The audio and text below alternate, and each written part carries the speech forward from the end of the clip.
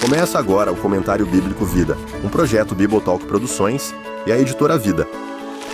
Muito bem. Começa mais um Comentário Bíblico Vida, o de número 4, um estudo bíblico por mês aqui, que chega até vocês graças à Editora Vida Acadêmica, Editora Vida, que tem uma linha de comentários bíblicos. Põe a foto aí, ó, Jenny, todos os comentários já publicados pela Editora Vida, e que você tem acesso. E nós estamos aqui com o comentário bíblico de Marcos, novo comentário bíblico Vida, Marcos de Pablo Adeiros, capa dura. Temos aí já vários comentários publicados em língua portuguesa. Temos o dicionário bíblico Vida, que tá atrás aí do ombro do Luiz, como você pode ver. Olha aí, desfocadinho, o Luiz até investiu em câmera agora, tá? Que tá esse cara. Olha aí, olha que catatal, tá bom? Dicionário bíblico Vida, show de bola. Temos só pra comparar manual... com a cabeça. Olha aí. E galera, é o seguinte, ó, tem um link aqui na descrição deste BTcast ou deste comentário bíblico Vida. Você tem descontão, tá bom? No link que tá aqui na descrição no YouTube e em bibotalk.com, você tem, é só você digitar no Google aí, comentário bíblico Vida 004 Bibotalk, ou no YouTube ou aqui no Google, e você vem no nosso site. Tem um link para você adquirir esses comentários, esse dicionário com desconto, tá bom? Aproveita porque é um material aí riquíssimo para ajudar você. Mas bem, ô Luiz, ô Mickey Mouse, gente, o Luiz sabe imitar o Mickey. Oh boy! Bibo, vamos aqui agora. Muito bom, cara, muito bom. Comentário bíblico Vida, pra você aí de casa. É. Passa muito pra minha... Eu sei imitar o Pluto, eu acho. Quer ver? Seu pateta. Não, sei lá, nada a ver. Da copyright. Da copyright, boa. Vai. Mano, mas o Mickey teve muita fase do Mickey lá em casa. A Milena curtia demais o Mickey, velho. A Helena tá nessa fase também. Musca, como é que é? Mickey Mouse? Musca, Mickey Mouse. É isso, né? É da casa do Mickey. Dá até uma saudade ruim agora. Nossa, mano, eu não aguentava mais, cara. Mas era legalzinho o desenho do Mickey, era legalzinho. Mas a gente não tá aqui pra falar de assuntos divertidos e legaisinhos. A gente tá aqui hoje, o estudo bíblico de hoje, Senhor Luiz, que não é Felipe, está baseado no julgamento de Jesus. Estamos no mês da Páscoa. Então é um mês importante para o cristianismo, né? Na sexta-feira, a gente tem a sexta-feira da paixão, depois temos o sábado de aleluia e o domingo da ressurreição. É isso? Falei certo? Exatamente. Olha aí, lembrei do calendário litúrgico. Exatamente. Mas antes de acontecer tudo isso, né, de termos aí a crucificação de Jesus, tem um pouquinho antes, temos, né, de quinta para sexta, a gente tem ali o julgamento de Jesus.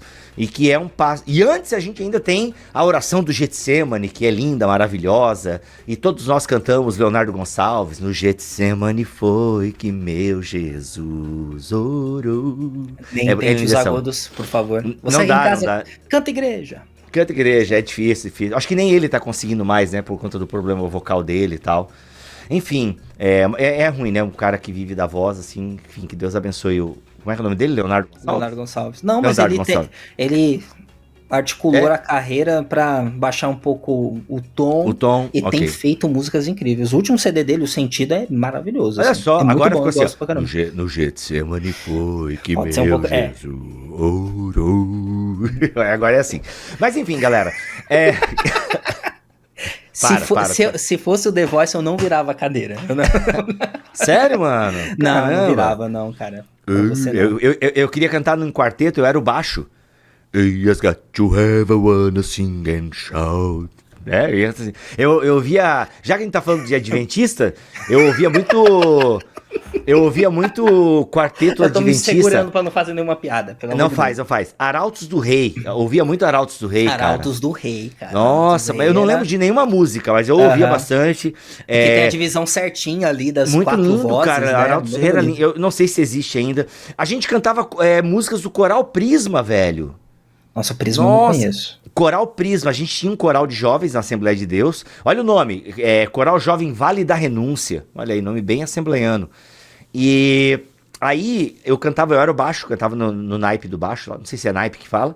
E a gente cantava muita música, cara. Todo mundo renunciou o talento, né? Tipo assim. Não. Mas era bonitinho, cara. A gente cantava bem, o coral. assim. Vale da Renúncia, um abraço. Tá? Um abraço. Não, e eu quero aqui, ó, honrar o talento, o esforço, né, do nosso maestro Enéas. É esse o nome dele. Enéas, o Enéas. Meu nome mano, sabe o que é, mano? O Enéas. Tá difícil. Hoje o TDAH venceu. Não, é que o Enéas, cara, é o seguinte, ele gravava todas as vozes, mano. Ele gravava o tenor, então assim, a gente levava uma fita pra... Olha isso, mano.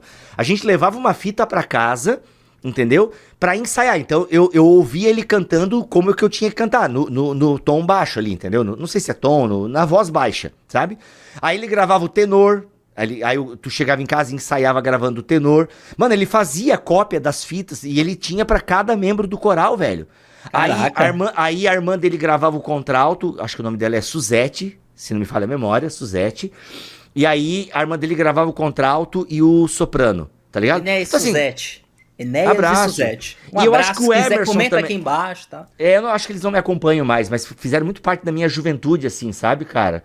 O irmão Levi... Nossa, como é que é o nome da irmã, da mãe deles? Nossa, era uma querida também. Mas eu sou bem ruim com... Gente, um dos motivos pelo qual eu não sou pastor é que eu esqueço o nome das pessoas. Olha, eu vi a mulher do... Assista o último episódio, comentário bíblico Vida. Eu tô chamando o Luiz e Felipe. Felipe, pronto. Mas a irmã... Pô, eu queria lembrar o nome dela, mano. A irmã... Poxa, eu esqueci o nome de todo mundo. Mas enfim, era a Suzete, o Emerson... Mas Deus lembra. O Enéas. O importante é que Deus lembra. A irmã Suzy. Acho que era a irmã Suzy, cara. E o irmão Levi. Eu acho. Eu tô com esse nome na cabeça, mas eu não sei. Se alguém é desse tempo e porventura ainda me acompanha, comentei. Mas era um esforço, cara, era uma galera dedicada, sabe? E a gente aprendia e cantava e tal. E eu não lembro de nenhuma música agora também, assim, a gente cantou muito Vale da Renúncia. A gente cantou muito Coral Prisma. Coral Prisma. Tá? Coral Prisma. Eu, da época de coral, eu me lembro Coral Raiz, Templo Soul. Eu já peguei essa fase mais soul... Mas com Tom Carter, que o Coral Prisma é o coralzão mesmo, de várias vozes, assim, aquela galera de, sei lá, 20, 30 vozes. Tá não, eu já tava influenciado pelos spirituals. A galera... Eu lembrei de uma música, eu lembro que uma conhecida chamada Nani, a Nani, ela cantava assim, ela tinha uma voz bem suavezinha assim, eu te louvo, meu Senhor Jesus. Tem essa música, por tudo que tu és pra mim, somente tu. Aí eu não lembro a parte que a gente... daí a gente entrava, eu te adoro, Pai. Eu tô cantando errado, é claro, né? Mas era legal, cara. Aí, enfim, se Jenny, vocês tiverem... Não, deixa. Ô, Jenny, não, deixa. Vocês, tá? Mas, ô, Jenny, deixa. Roda, tem vinheta pra rodar? Se não tiver, roda qualquer coisa, Jenny, só pra gente virar aqui e começar o assunto, vai. Neste comentário bíblico Vida de número 4 sobre o julgamento de Jesus, temos aqui Marcos capítulo 14. A gente agora está fazendo o estudo em cima do Evangelho de Marcos, utilizando aí como base o comentário bíblico Vida, o novo comentário bíblico Vida do Pablo Ladeiros, bem como dicionários, entre outras coisas. A gente vai ler algum texto bíblico onde a gente lê. Eu vou pegar a minha Bíblia de Estudo NVI. Já tô com a minha aqui aberta, ó. Ó, também ganhei a minha Bíblia de Estudo NVI, uma Bíblia de Estudo clássica, tá bom? Uma Bíblia de Estudo clássica, linda, tá bom? E quem me acompanha sabe que eu sempre disse que ela continua sendo uma boa Bíblia de Estudo, mesmo depois de tantos anos, né? Exatamente. Olha só, galera, inclusive, nós citaremos hoje, estamos fazendo isso, né? Algumas notas de rodapé que são muito importantes aqui, inclusive para o entendimento do texto, e principalmente sobre esse texto, que é um texto de, vai lá, pessoal, antes de nós entrarmos no tema sobre o julgamento de Jesus, todo mundo sabe aqui que Jesus, ele foi, ali no seu julgamento, injustiçado, né? O justo foi julgado e foi condenado, certo? Certo, então, isso é ponto passivo, porque... Mas é assim, a gente fala isso porque ele é sem pecado e tal, esse tipo de coisa, exatamente. Né? Mas, o nível de injustiça jurídica ao qual ele passou, vocês conseguem imaginar? Bom, difícil pensar, né? Quero fazer um desafio pro pessoal que tá assistindo aqui agora. Comenta aqui, ó. Vai lá, comenta aqui. Quantas inconsistências jurídicas você consegue encontrar nesse pequeno trecho de texto que nós leremos? Caramba, eu já quero avisar você, querido ouvinte, querido web espectador, porque, galera, o Comentário Bíblico Vida, ele está no YouTube com imagem. Se você ouve a gente no Spotify, Exatamente. Vem aqui no YouTube comentar, olha, sou do time do Spotify, mas vim dar um engajamento aqui no YouTube. Obrigado. Não, mas você comenta que no veio Spotify aqui. também. Spotify Eu não vejo. Você não vê? Não, mas comenta, eu vejo lá, eu dou uma olhada. Aparece? Aparece, pra todo mundo? aparece. Então comenta aí no Spotify que o Luiz ele fica de sommelier de comentários do Spotify. Exatamente. Tanto que, pra você ver, quem reclamou do fone de ouvido que tava todo emborolado, tá? Emborolado. Emborolado. Igual a fala agora, emborolado. Aqui, ó, tá bom? Tá? Tá bom, pronto. Pega essa aí, seu julgador injusto. Exatamente. Mas vamos lá. Beijo. Mas eu já quero avisar que eu não sei dizer quantas inconsistências, eu já quero deixar calmo, mas você que não sabe, comenta assim, eu tô no time do Bibo, não faço nem ideia. Aliás, eu nem imaginei que haveria inconsistência jurídica no julgamento de Jesus. Então comenta aí.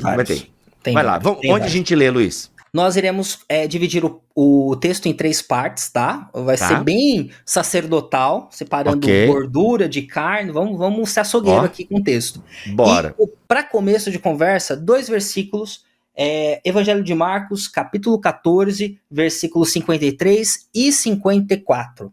E por que eu quero fazer essa divisão? Porque vai ser importante para nós entendermos o resto do texto, tá? Galera, o texto diz o seguinte, tá?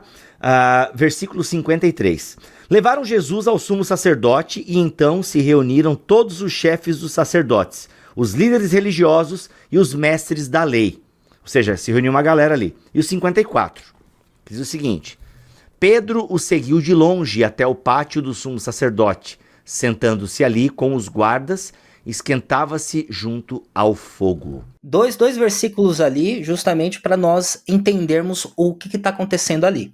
É sabido, por boa parte dos evangélicos que já leram os evangelhos, que é o mínimo, hein? É o mínimo, né? Que Jesus estava ali em um momento, no Getsêmani, e ali, depois das suas orações, ele é levado preso, e aí tem até uma confusão, violência física sendo aplicada. E uma coisa interessante, abrindo uma aspas aqui, é que o Evangelho de Marcos não coloca quem é que dá a espadada na orelha de um dos que estavam acompanhados para prender Jesus, né? Exato. É João que vai revelar o nome daquele que deu a espadada e o nome daquele que levou a espadada. Que é o Pedro e o Malco, né? Exatamente. É porque o João, o João Marcos aqui, como ele bebeu na fonte de Pedro, ele quis poupar a fonte dele, entendeu? Então. É dito pela tradição que Marcos escreveu, não sei se isso tá em pé ainda, na minha época de seminário se aprendia isso. Que Marcos, ele bebeu provavelmente nas pregações de Pedro e tal. Então ele quis dar uma poupada em Pedro. E talvez até faça uma autorreferência ao jovem que sai correndo nu ali no momento em que os guardas chegam, né? Pode ser uma autorreferência. É uma poupada, mas que não é aliviada depois, né? Porque... É verdade. Eu acho que ele deu uma poupada só pra falar, não, é muito erro seguido de erro, vamos evitar. Exato, vamos dar... vamos dar uma aliviada. Errar é humano, mas Pedro, tu tá sendo humano demais aqui. Não, vamos segurar Cara, um pouquinho. Eu sei que não é o tema, mas, galera, presta atenção aqui, porque quando Jesus é preso, quando a galera chega, Jesus fala assim, ó, vocês acham que eu estou fazendo alguma revolução, alguma rebelião, né? E, mano, de fato, né, Jesus não tá fazendo nenhuma rebelião, ele não tá se rebelando contra ninguém, mas que ele tá causando uma revolução, aí ele tá. Ele está causando, e é uma revolução meio que silenciosa, né? Um abraço e isso vai Wright. de acordo, exatamente, e isso faz uma rima com o nosso último comentário bíblico, onde a gente fala sobre a figura do Messias, né? Jesus tem uma preocupação no segredo marcano, nessa estrutura literária que Marcos utiliza, em resguardar até o final a real identidade do Messias, revelando para poucos, né? Revelando para poucos. E aqui é a mesma coisa. Ele não vai ser um Messias que vai mandar uma legião de anjos para varrer os seus inimigos, que no caso seria Roma, né? Não vai fazer isso. Antes, ele vai se entregar, porque ele sabe que somente dessa forma que ele vai vencer de fato o inimigo final. Mas por que é importante a gente falar sobre esses 2 versículos, 53 e 54? Porque, literariamente falando, Marcos está dando aqui uma divisão clara, como se fosse uma grande história, para você prestar atenção. Ele apresenta, em contraste, a vida de Jesus, ou a figura de Jesus, diante dos líderes judeus e do sumo sacerdote, Então nós temos um contraste entre aquele que é acusado e as autoridades, e um contraste com a figura de Predo. Predo. 6 e ônibus. Predo. Ai, caramba. Pedro. Peter. O Peter. É um contraste com a figura de Pedro com os guardas ao qual ele está junto. E é a partir dessas duas histórias que nós conseguimos entender muito bem quando Jesus diz de que os discípulos não poderiam tomar o cálice ao qual ele poderia tomar. E a gente vai seguir. Mas eu quis fazer uma pausa aqui de que realmente o versículo 53 e o versículo 54, eles são meio que um prólogo para essa estrutura que irá se seguir e sobre aquele que é justo diante das autoridades e do discípulo do justo também diante das autoridades. Então a gente precisa ficar atento no que cada um vai fazer e como a história vai se encaminhar para a gente entender melhor o contexto e o que Marcos está querendo dizer com tudo isso, tá bom? Então, vamos dar continuidade na leitura do texto? Vamos lá, 54, né? Vamos 58, 55... eu já li o 54, tá certo. Já li o 54, até o 65. Então, o versículo 55 diz o seguinte: os chefes dos sacerdotes e todo o sinédrio, a gente vai explicar o que é sinédrio pra galera, né? Estavam procurando depoimentos contra Jesus para que pudessem condená-lo à morte. Mas não encontravam nenhum. Lembra da pergunta do Luiz, galera? Vai pegando aí. Muitos testemunharam falsamente contra ele, mas as declarações deles não eram coerentes. Então se levantaram alguns e declararam falsamente contra ele. Nós ouvimos dizer: destruirei este templo feito por mãos humanas e em 3 dias construirei outro, não feito por mãos de homens. Mas nem mesmo assim o depoimento deles era coerente. Depois o sumo sacerdote levantou-se diante deles e perguntou a Jesus: você não vai responder às acusações que estes lhe fazem? Mas Jesus permaneceu em silêncio e nada respondeu. Outra vez o sumo sacerdote lhe perguntou: você é o Cristo, filho do Deus bendito? Uma pergunta. Sou, disse Jesus. Mano, olha aí. E vereis o Filho do Homem assentado à direita do Poderoso vindo com as nuvens do céu. Ó, Jesus citando 2 textos do Antigo Testamento aqui. O 63. O sumo sacerdote, rasgando as próprias vestes, perguntou: por que precisamos de mais testemunhas?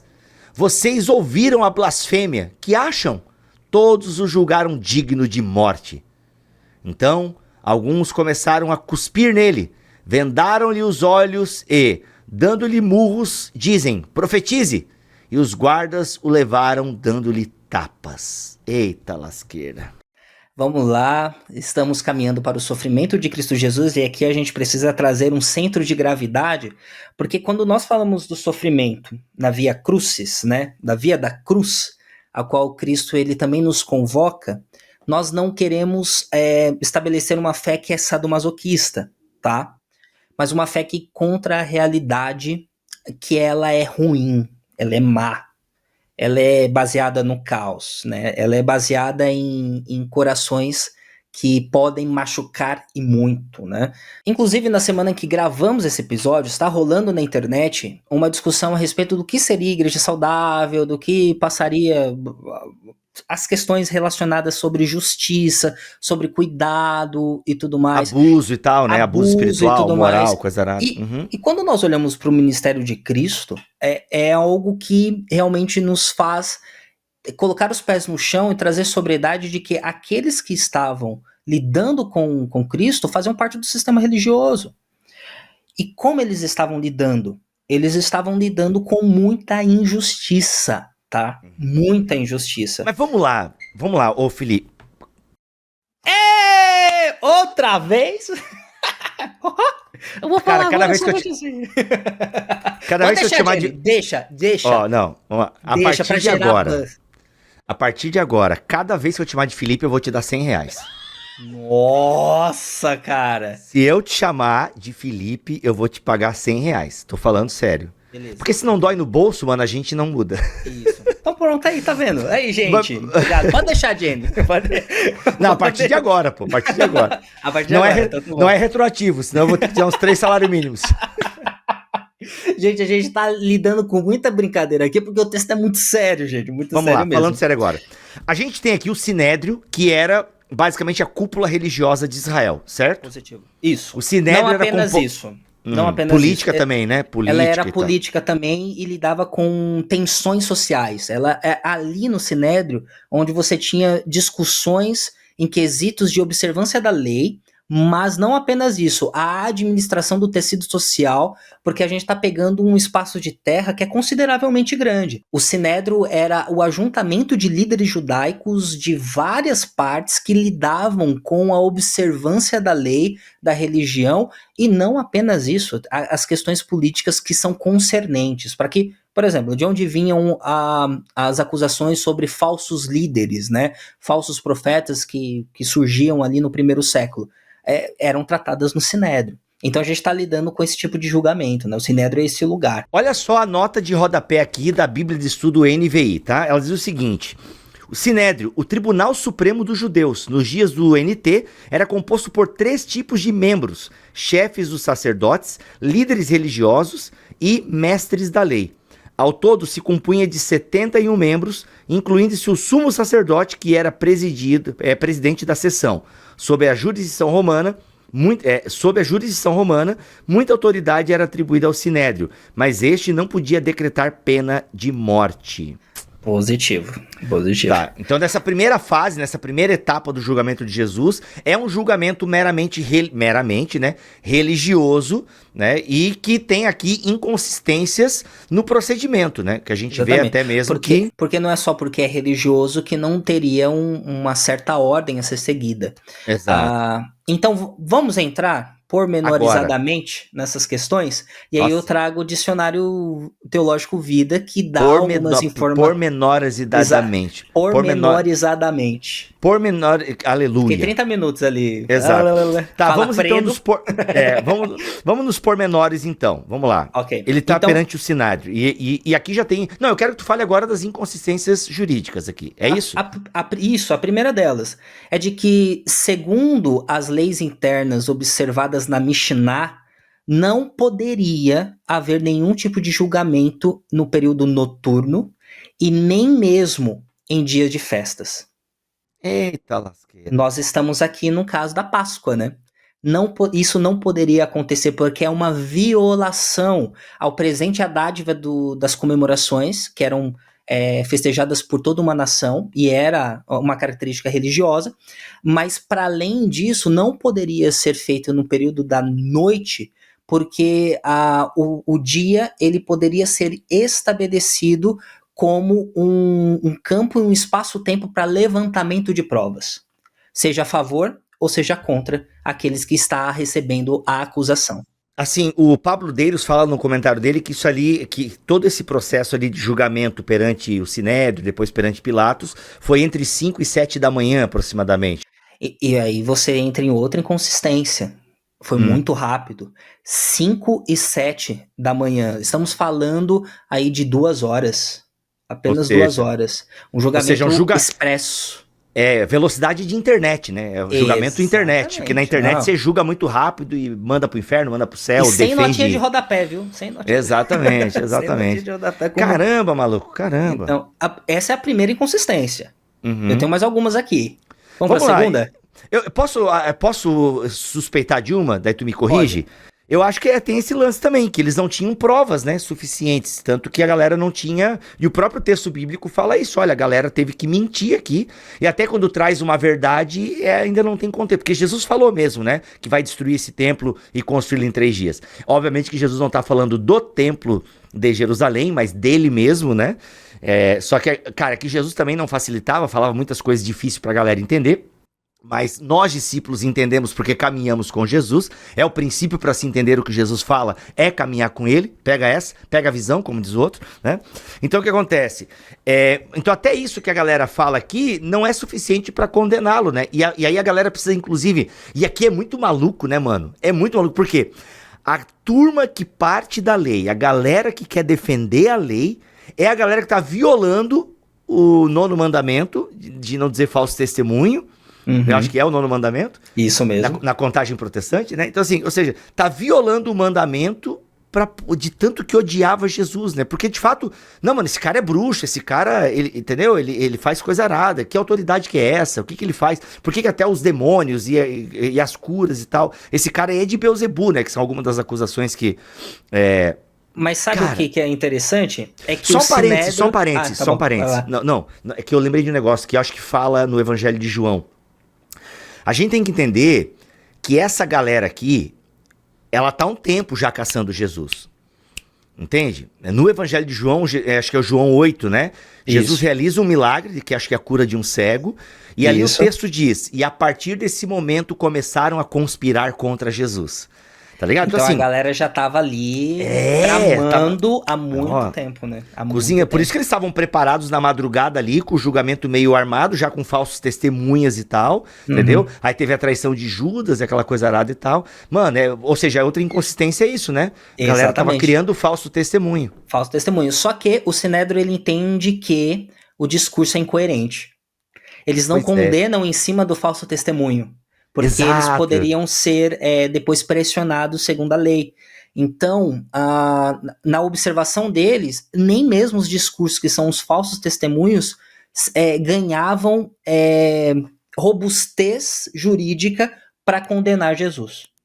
Então, uso de falsos testemunhas é a segunda inconsistência ou incoerência com a lei judaica para o julgamento. Mas temos uma terceira.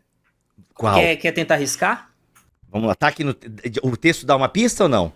Porque, por exemplo, a primeira que tu trouxe, de alguma forma, né? Enfim, a gente tem que saber o que a Mishnah disse, né? E tal. O contexto. Aqui, mano, depois que o levantou-se diante deles, não sei, mano, qual que é. Declaração própria como prova de culpa. Jesus diz, ele fala, sou. E aí ele dá a continuidade lá no versículo 62... E vereis o Filho do Homem assentado à direita do Poderoso vindo com as nuvens do céu. E aí o sumo sacerdote fez aquele papel, rasgou as vestes e disse, por que precisamos de mais testemunhas? Segundo também a Mishnah e a observação da Mishnah, alguém que falasse por conta própria e a sua fala não poderia ser prova o suficiente para a condenação. Caramba! Sério? Mesmo ele se condenando? Mesmo ele... tem que haver uma testemunha. Uma testemunha. Por quê? Porque a lei, lembra que o objetivo da lei é resguardar a vida? E se alguém quisesse incriminar o Sinédrio por uma morte injusta, e se alguém quisesse, inclusive, dar cabo da própria vida, mas não ter coragem suficiente disso. Caraca! São essas nuances que não são tão percebidas no texto, que você passa depois a dar uma olhada no contexto histórico-social. Por isso que é importante que você tenha um dicionário bíblico, por isso que é bom que você tenha uma bíblia de estudo e tudo mais. Então, nós temos essa nuance de que a declaração própria, como prova de culpa, não poderia ser aceita. Era necessário que houvesse alguma acusação exterior ao réu. E é uma declaração fortíssima que Cristo faz aqui, ele admite mesmo, né? Ele admite quem ele é, cita aqui 2 salmos, cita um salmo e o texto de Daniel, que remete mesmo a figuras, ao próprio Deus, a figura messiânica e tal. E assim, ele assume que é. Então isso é um caso de blasfêmia. Mas de acordo com a tradição jurídica da época, isso não deveria ser suficiente para condená-lo. Caramba, visto que mano. as falsas testemunhas foram consideradas falsas pelo Sinédrio. Então o discurso delas não era uma prova que agregaria. Logo, era só a fala de Jesus. Mas tem uma quarta também. Eita, só nesse texto que a gente leu aqui? Só nesse texto. Condenação e execução no mesmo dia. A Mishnah observava de que era necessário ter um dia pós-condenação para que a execução acontecesse. Devia ter um espaço de um dia para que as pessoas pudessem repensar. A lei toda ela é construída com base em sistemas de acusação e de defesa. Esse um dia não foi respeitado no caso de Jesus. Porque tinha uma pressa por conta da festa da Páscoa, né? Exatamente. E aquele lance, né, mano? A galera queria acabar com Jesus, por quê? Porque Jesus estava toda hora questionando eles. Exato. Jesus, durante o seu ministério, questiona, mano, a validade do templo e da religião posta, né? É claro assim, a gente sempre tem que cuidar com os exageros. Jesus, ele não era contra os fariseus, Jesus jantava com fariseus, ele comia com fariseus e tal. Mas sim, Jesus tem duras críticas aos fariseus, né? Alguns fariseus. E ao sistema religioso, mesmo ele fazendo parte, né? Mesmo sacrificando, mesmo comemorando a festa da Páscoa, mesmo comemorando a... Não, e de alguma forma, ele vem trazer cabo do sistema religioso. Exato. Isso é um fato, né? Isso é um fato. Então, assim, Jesus, ele vem acabar com o sistema religioso. Isso é fato, gente. É fato. Então, assim, por quê? Porque a partir de agora ele é o templo, né? Agora ele é o sumo sacerdote. Agora é a lei dele, entendeu? Não que a antiga não tivesse valor, mas a antiga agora é só uma sombra, entende? E aí, então, isso pra galera, principalmente a galera que mamava no templo, entendeu? Né? Então assim, mano... Porque esse cara sacerdotes, fariseus, os mestres da lei, eles tinham não só o sustento, mas também era uma relação de poder, né? E era uma relação política. Tinha essa questão política bem forte. Mas tem uma quinta. Posso falar essa quinta e última? Vamos lá então. Vamos lá. Temos a quinta. Primeiro enumera as 4 que a gente já citou. Vai lá. Julgamento noturno e em dia de festa. Não poderia acontecer. Uso de testemunhas falsas. Não poderia acontecer. Inclusive isso tá na lei. Isso tá bem claro na lei. Declaração própria como prova de culpa. Não pode. Condenação e execução no mesmo dia, sem um espaço de 24 horas para recorrer, né? Para uma recorrência. E, por último, unanimidade do Sinédrio. Não houve nenhuma alma que se levantou contra. E isso diante do comentário da Mishnah, você verá que poderia ser um sinédrio comprado. Então, a lei falava de que não poderia haver unanimidade, porque o sinédrio poderia estar sendo induzido ou tinha um viés de ódio contra o réu, e isso não poderia. E aí, como juízes, eles deveriam ser imparciais. Então, nós temos 5 violações só nesse espaço de tempo, na hora do julgamento de Jesus, diante das autoridades judaicas, que só comprova o quão Jesus, no relato dos evangelhos, ele era o justo, o inocente, e ele passou por isso. Gente, isso não é ninguém gosta de ser injustiçado, galera. Qualquer pessoa que pensa um pouco a própria existência, eu acho que o que tira do sério muita gente é isso. Você ser acusado de uma coisa que você não fez. Exato. Ou ainda ser condenado. Entende? Exato. Cara, isso ninguém gosta, sabe? Agora, ô Luiz, uma pequena pausa aqui, mais uma pausa dicionárica, mas quando você fala em Mishnah, né? Porque a Mishnah diz isso, a Mishnah diz aquilo. O que é a Mishnah para quem não tá acostumado, tá meio que boiando enquanto a gente fala aqui? Porque, mas ele não tá citando Deuteronômio, ele não tá citando o Pentateuco, ele tá citando Mishnah. O que é isso? Por que isso é importante? Que legal, é uma pergunta importantíssima. A Mishnah nada mais é do que uma produção literária feita pelos judeus entre o período intertestamentário, ali dos 500 anos, 400 anos de silêncio profético, né? E o tempo de Jesus, que se preocupava com fazer anotações e interpretações da Torá. A Mishnah ela poderia também abranger alguns livros de sabedoria, como Jó, como Salmos, como você tem Provérbios e tudo mais. Mas a Mishnah ela focava muito na Torá para que a interpretação e as regras fossem seguidas de acordo com determinadas circunstâncias. Então sabe como quando a gente tem aquela discussão de é necessário observar a Bíblia, mas não colocar a Bíblia e a regra da Bíblia de maneira inflexível nos tempos atuais?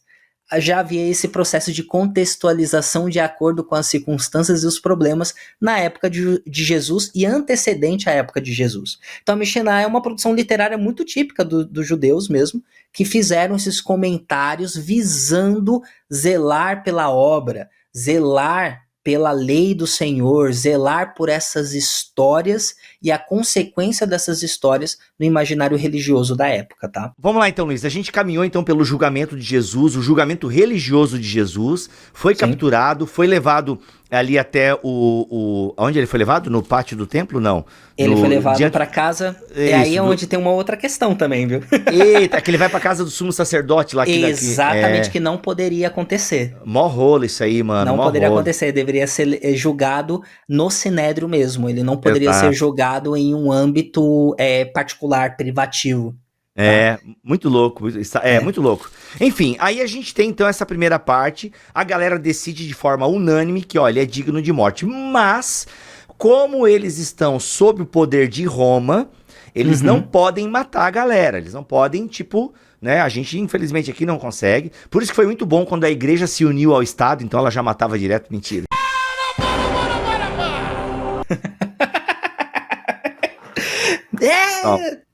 Foi só uma piadinha.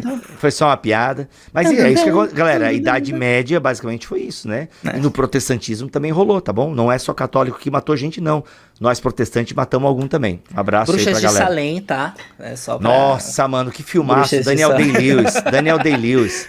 Cara, se você não chora orando o Pai Nosso no final de Bruxas de Salem, assim, pede pra Jesus te levar que você já tá sem alma, sem emoção. Você tá assim, enfim, vamos lá, vamos seguir, tá, ok. Filmaço, onde passa Bruxa de Salem? Eu quero assistir de novo. vai, continua.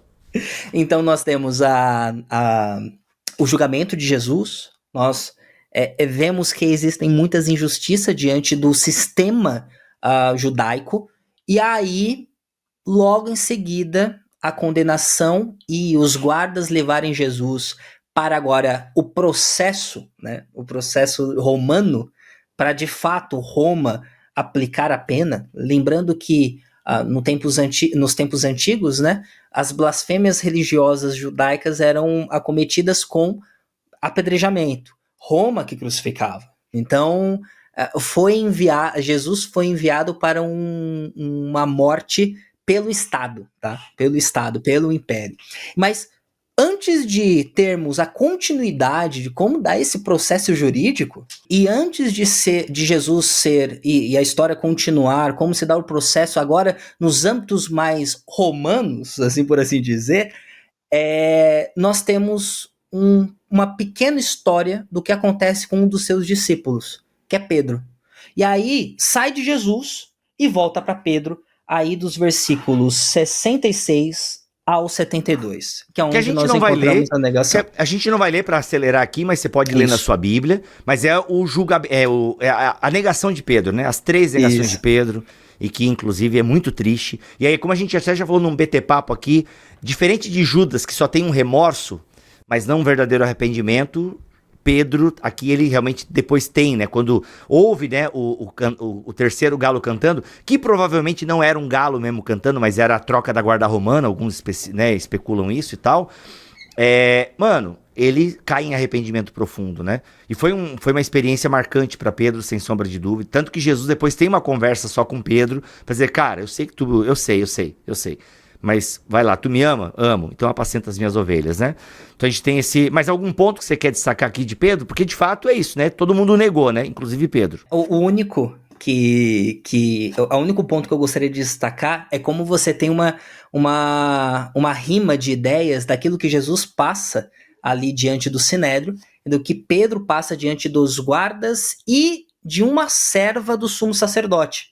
Né? É de alguém da parte do sumo sacerdote que reconhece que Pedro, de fato, é um discípulo de Jesus de Nazaré.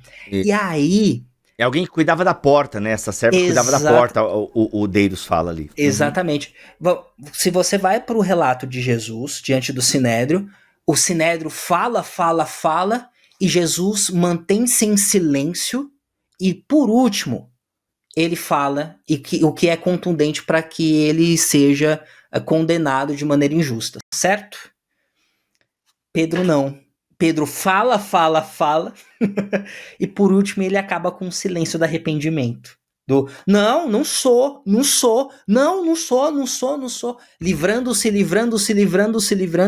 mentindo, assim como o Sinédrio também estava mentindo. Um seguidor de Jesus, tá? Um discípulo e um apóstolo, sim, poderosíssimo em muitos sentidos, né? É mais um irmão nosso que passa por muitas vezes aquilo que nós passamos. que é a ideia do falamos tanto e de uma falsa postura a respeito de quem de fato nós somos, que no final só bate o silêncio. É performance. Performance. Ou seja, nós negamos a Cristo, né? Muitas vezes com o nosso comportamento, nós acabamos negando a Cristo. Exato. Enquanto Cristo, em silêncio, com uma frase que é verdadeiramente contundente, da onde é a única verdade, sim, ele era, de fato, aquele que, o próprio Deus, o Messias, o Rei glorioso, ele de fato era, ele falou isso. E ele falou para o espanto de todo o Sinédrio. Nós, muitas vezes, deixamos de acreditar neste Deus, nesse Rei, nesse amigo, nesse irmão mais velho, que além de ser rei soberano, é o que nos convida para sermos discípulos junto aos pés dele. E isso que eu acho muito interessante, essa observação, é que sim, o arrependimento acontece com Pedro, sim, existe toda uma conversa relacionada com o próprio Jesus, e ele assume uma postura, e o livro de Atos vai trazer muitas questões a respeito do próprio apóstolo Pedro, dos seus erros ministeriais, assim como os seus acertos ministeriais, os seus movimentos ali, né, o seu envolvimento com o ministério, que toda uma realidade nova que estava sendo desnudada diante dele, mas o medo paralisante, que não é o mesmo medo que o fez sacar a espada, e que é muito... Você tem pouco tempo entre uma cena e outra, né? Mas não é o mesmo medo que fez sacar... O medo paralisante, muitas vezes, nos leva a uma conduta de muito conforto diante da nossa confissão de fé. Ao ponto de renegarmos quem nós somos, renegarmos toda uma história. Não foram 3 dias, não foram 3 meses, foram 3 anos, se levarmos em consideração a contagem de João, do Evangelho de João. 3 anos aos pés do Rabi, 3 anos aos pés de Jesus de Nazaré, e mesmo assim, vivendo tudo o que foi vivido, o medo paralisou. Isso nos leva a uma aplicação muito importante, Bibo. O esquecimento de quem Cristo nos leva a negá-lo. O medo tomou tanto conta assim da mentalidade de Pedro, que ele, por sua vez, não lembrou de todas as frases que Jesus Cristo falou a respeito de qual era a missão dele. No último episódio vimos que a vocação de Cristo era que ele fosse crucificado. Exato. E Pedro não se lembrou nesse momento. Pedro quis se resguardar como reputação. Pedro quis, por sua vez, tentar dar continuidade à sua própria vida, sendo que ele estaria vendo em poucos momentos a morte do seu próprio mestre. Por isso que, quando nós temos a conversa posterior, que é a conversa de restauração entre Jesus e Cristo, nós temos essa construção baseada assim nas 3 negações. Pedro, tu me amas? Então apacenta as minhas ovelhas. Pedro, tu me amas? Então apacenta as minhas ovelhas. Pedro, tu me amas? Então apacenta os meus cordeiros, né? A gente tem uma mudança ali no final, que não significa muita coisa. É a mesma coisa, é um artifício literário, mas que essas 3 remontam ao como você apacenta aqueles ao qual Jesus chamou. Dando sua vida.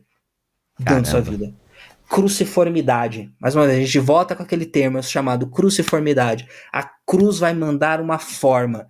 E Pedro foi testado em todo o seu ministério. Em vida. Dando-a para que pudesse fazer florescer os cordeiros de Cristo. Os discípulos de Cristo. Mais e mais. Por isso que eu e você estamos aqui, né? Você em Joinville, eu aqui em Guarulhos.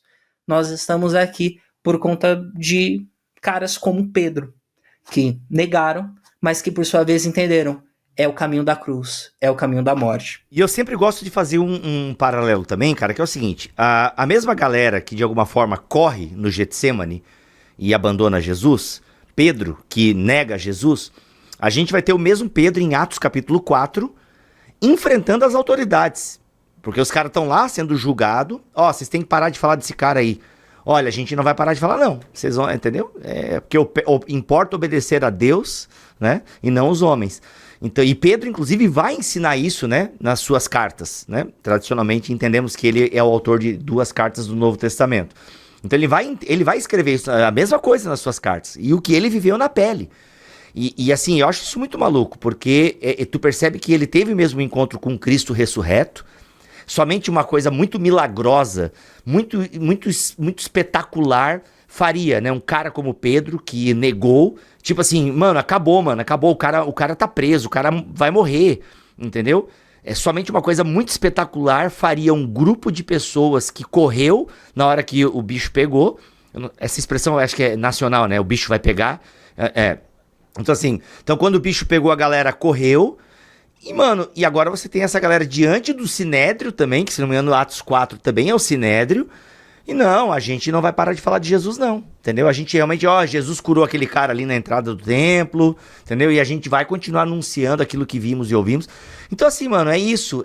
Isso só mostra que, mesmo que nós neguemos a Cristo com o nosso comportamento, com as nossas palavras, ações e pensamentos, há sempre o encontro com Cristo restaurador, há sempre o encontro com Cristo que nos restaura e nos torna apto para anunciar aquele que sempre nos aceita. Então, cara, é acreditar muito nisso, sabe? Porque ele sofreu tudo isso aí, mano, né? Jesus sofreu tudo isso. Ele foi, né, julgado de forma injusta. Enfim, vamos terminar com Pilatos ali? Rapidinho agora aqui no julgamento romano. Vamos lá. Eu fiz até aqui mesmo. Até aqui, então sem Pilatos. Até aqui. Sem Pilatos. Por que sem Pilatos? Porque a gente vai... Eu acho engraçado essa construção. Por que sem Pilatos? A gente vai lavar as mãos agora nessa parte. Exatamente. Não, por quê? Porque aqui nós estamos falando de um evangelho que vai focar em 2 personagens, que é Jesus e Pedro. E porque o evangelho de Marcos ele está colocando um em contraposição ao outro, para depois mostrar o caráter dos primeiros líderes da igreja primitiva. Né? Os evangelhos são compostos já por uma geração posterior à igreja de primeira onda, né? Então você tem, são esses caras com pé de barro, que são os nossos líderes. Muito esses bom. Caras que são restaurados sim pelo encontro, a conversa restauradora na fogueira, que são os nossos líderes, mas que cometeram isso. Isso traz sobriedade a respeito de Cristo, a respeito de Pedro, mas traz também a exaltação de Cristo como o líder e o grande líder da igreja, o grande cabeça, aquele que está realmente o rei sobre o seu povo. Né? Muito bom. Luiz, pega o dicionário lá, vamos recomendar. Galera, olha só, boa parte do que falamos aqui você encontra no novo comentário bíblico Vida do Evangelho de Marcos, de Pablo Adeiros, tá bom? Tá aqui. E também o dicionário bíblico Ilustrado Vida, tá? Que o Luiz tem ali também. Ele é um guia completo, né, para tudo o que você precisa saber sobre a Bíblia, tá? Então tem aí, ó, muitos verbetes de A a Z, tem 7.000 ilustrações. Com a cabeça aqui, ó. Exato, é muito bem diagramado. Gente, é um material para a vida aí, para ajudar vocês nos seus estudos bíblicos. Material para vida. Exato. Olha aí que bom slogan, hein, cara? Olha aí, o material para vida. Material para vida. E tem o comentário bíblico de Marcos, tá bom? Que você encontra no link que está aqui na descrição com desconto. E se eu não me engano é 30% de desconto. Olha aí, ó, é um descontão, galera. E são materiais que lhe ajudam a preparar estudos bíblicos, pregações, grupos pequenos, sabe? É isso. E para o seu próprio crescimento espiritual também. Afinal, como eu acabei de dizer, é um material para vida, tá bom? Sim. Pessoal, gostou? Comenta aqui embaixo, dá um like, compartilha com o pessoal da igreja. O pastor vai pregar, você vai pregar. Dá uma olhada aqui, tem outros comentários também, volta lá. Comenta David Leonardo. Hoje não rolou David Leonardo. E viu, mano, foi só eu colocar dinheiro na parada que eu não te chamei de Felipe, viu? Tá vendo? Exatamente. Se dói no bolso. É por isso que existe multa, mano. Por isso que existe multa de trânsito. Que se não tem multa, a gente continua violando as regras de trânsito. Entendeu? Mas é isso. É isso. Galera, Deus abençoe todos vocês. É isso, tá bom? Olha, a gente tem BTcast, BT Papo toda semana, mas já desejamos a vocês aí uma feliz Páscoa, tá bom? E agora, quando chegar no momento do julgamento de Cristo, você tem um pouco mais de informação para poder ler essa passagem bíblica, graças ao nosso comentário bíblico Vida aqui em bibotalk.com, tá bom? É isso. Obrigado pela audiência, obrigado, Luiz, pela sua participação sempre. Olha, já é da casa, né?